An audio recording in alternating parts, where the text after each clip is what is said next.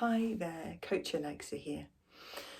This week I wanted to talk a little bit about maybe those subtle signs and becoming a little bit more tuned in to what our body is telling us about what it needs, and whether we're full of vim and vigour to push on with our training or exciting sort of things in life, or whether maybe it's time to just take a little bit of a pause or perhaps a slight step back in order to prioritise recovery. Now, a lot of these things apply to our running and other types of sort of physical and sports training, but I find that they also apply to life as well. So busy levels of busy home life, or stressful times at work, or big life events, all of these things impact our brains and our bodies in different ways, like running does, or like any training does. So I think it's always a really useful skill to just build up within ourselves this ability to notice these small little changes or small little flags that our body might be raising, where it's just starting to quietly ask for a little bit more of something or a little bit less of something. So changes might be around sleep. It might be that you're needing to sleep more, or that you're getting up and not feeling as refreshed as you usually would, or struggling to get out of bed, keep hitting that snooze button compared to usual. It might be that you're struggling to sleep a little bit more, and that you're not getting off to sleep as easily, you're waking up and struggling to get back to sleep.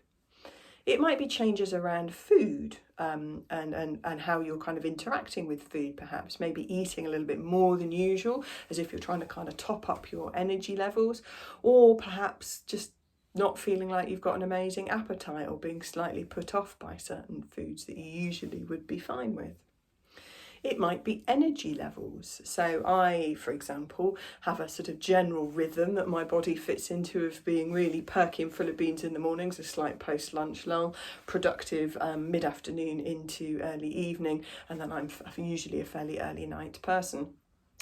So if those energy levels drop in what would usually be your more energetic or productive times of day, or if those sort of energy rhythms change at all. Mood can be another good one to tap into.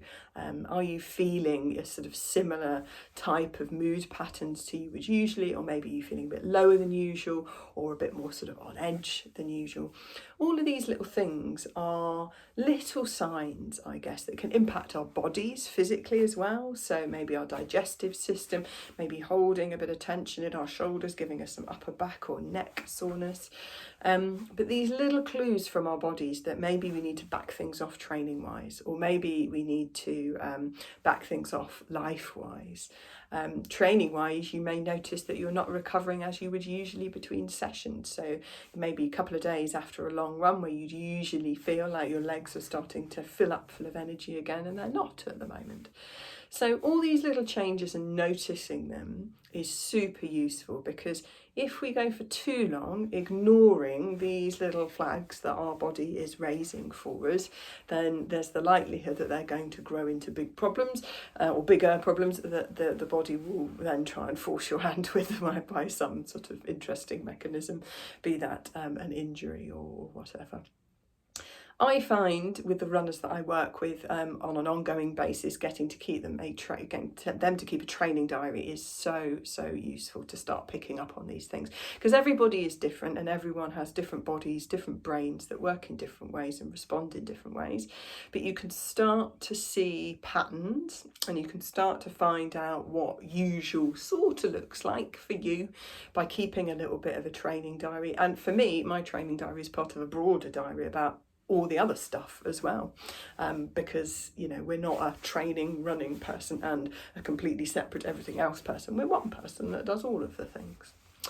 So I hope that gives you a little bit of food for thought. I used to work in a different physio clinic, and they had a little poster on the walls that said, if you listen to your body when it whispers, you won't have to hear it scream, which I think is a really, really good little motto. Listen to these little flags, be they energy levels or mood or our body telling us things, or our muscles. And if we try and notice and do something about them early, chances of them growing into something bigger are so much smaller.